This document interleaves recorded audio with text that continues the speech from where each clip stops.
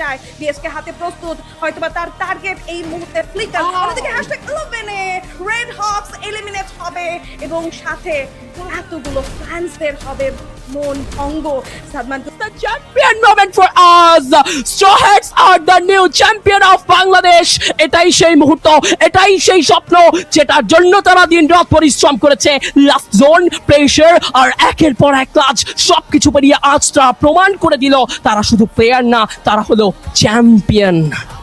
RSK হতাশ করেনি, RSK ভেঙে পড়েছে। আরএসকে আমাদেরকে হতাশ করতেই পারে না, এটা কখনো হতেই পারে না। এমনটাই হয়তো অনেকেই উপভোগ করেছে বা আরএসকের ফ্যান বেজ ভেবেছিল এমন হবে না। দেখো, এটা একটা গেম, এখানে যে কোনো বিষয় হতে পারে। আমি দেখেছি আরএসকের অনেক ফ্যান বেজেই অনেক কিছু নিয়ে কথা বলতে। তবে ভাই তোমাদেরকে একটা কথাই বলি, আরএসকে যথেষ্ট পরিমাণ ভালো খেলেছে, তবে আন্ডারডগ দিয়ে এত ভালো খেলবে এটা কল্পনার বাইরেই ছিল। সেটা নিয়েই আজকের এই ভিডিওটা। তো চলো আর না করে দেরি ভিডিও সোজা শুরু করি। Hey guys, this is the exposure Habib, welcome back to অল্প কিছু সময়ের জন্য। আশা করি তোমরা বুঝতেই পারতেছো এই ডায়লগটা কার। হ্যাঁ, আমি এমনটাই কপি করতাম, তার জন্য অনেকে আমাকে কপি অ্যাডভান্স বা মুজাহিদ ভাই বলতো। আজকে আমাদের মাঝে এই ভাইটা নাই 2 দিন, তার জন্য তোমরা সবাই দোয়া করবা। এমনিতেই আমি আমার মন মানসিকতা থেকে অনেক ভালো নাই, তারপর এই নিউজটা শোনার পর আরও সেট হয়ে গেছি। যাই হোক, আবার টপিকে আসা যাক। তোমরা তো জানো বর্তমান সময়ে ফ্রি ফায়ার বিপিএল সিজন 2 সমাপ্ত হলো, আর যেখানে চ্যাম্পিয়ন হয়েছে SH। এটা একটা আন্ডারডগ স্কোয়াড হওয়ার পরও খুব নিচে থেকে উঠে এসে তারা কিভাবে চ্যাম্পিয়ন হলো, তা কি করলো, তা নিয়ে অন্য কোনো একটা ভিডিওতে কথা বলবো। আজকের ভিডিওতে আমরা শুধু কথা বলবো তাদের লাস্ট যে জুনের গেম প্লেটা, তাদের যেই ডোমিনেশনটা, তারা পরবর্তীতে কি আরএইচকে হওয়ার যোগ্যতা রাখে কিনা সেটা নিয়ে আজকের এই ভিডিওটা। হ্যাঁ, হয়তো তারা আরএইচকে এর মতো হতে পারবে না, কিন্তু তারা অনেক ডোমিনেট করে খেলেছে। তোমরা যদি লাস্ট জুনে দেখো প্রায় 60টা স্কোয়াড ছিল, সেখান থেকে তাদের মাত্র 3টা খেলোয়াড় নিয়ে তারা চ্যাম্পিয়ন হয়েছে। 2xD, ডাগড, এমনকি হচ্ছে টিম ইনফিনিক্সের মতো তাদেরকে হারিয়ে তারা কিভাবে চ্যাম্পিয়ন হলো, তোমরা যদি সেটা না দেখো তাহলে বুঝতেই পারবা না। হ্যাঁ, তবে তার আগে বলে দিই, ভিডিওতে আর কোনো ভয়েস দিব না, তোমরা জাস্ট গেম প্লেটা এনজয় করো, কারণ ভাই ভিডিওতে ভয়েস দেওয়ার মতো মন মানসিকতা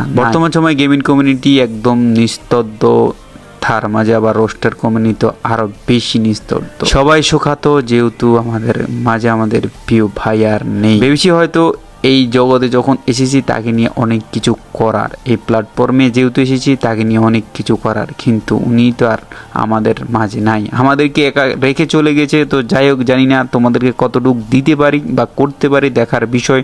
তো অবশ্যই গেম প্লেটা এনজয় করো, আর ভিডিওটা ভালো লাগলে অবশ্যই লাইক করে দিও, চ্যানেলটা নতুন হলে অবশ্যই সাবস্ক্রাইব করবা, আর হচ্ছে আমাদের মুজাহিদ ভাইয়ের জন্য তোমরা দোয়া করবা। এটাই সেই স্মরণীয় মুহূর্ত, লাস্ট সার্কেল ব্যাটেলের প্রস্তুতি পর্ব, এবং কেউ কাউকে এখনো কোনোভাবেই কিন্তু নক করছেন না, কোনোভাবেই কিন্তু কেউ কাউকে কোনো প্রেশার দিচ্ছেন না। বাট 2xD আই থিঙ্ক যাবেন, খুব ভালো একটা ক্যাসি সাপোর্ট সাইকোপেটা থাকবেন এই মুহূর্তে গোড এক্সেলের সাইড থেকে।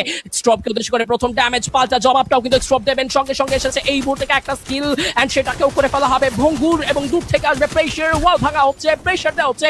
স্ট্রপের স্নাইপার শট এসএইচ নীল সাইকোকে নক দিয়ে কনফার্ম করেছে। এবার কিন্তু ম্যান পাওয়ারের সমতা, এন্ড স্ট্র হ্যাটস এর জন্য মিশনটা ইজি। কাম অন, এতটাও কি ইজি হবে? 2xD কি এভাবে ছেড়ে দেবে, নাকি 2xD জানান দেবেন নিজেদের সক্রিয়তা? লাস্ট সার্কেল ব্যাটল নীল করবেন, জাম্প ট্রাই করবেন এসএইচ। নো গোড এক্সটেন্ড, চ্যাম্পিয়নের খুবই কাছাকাছি আমরা।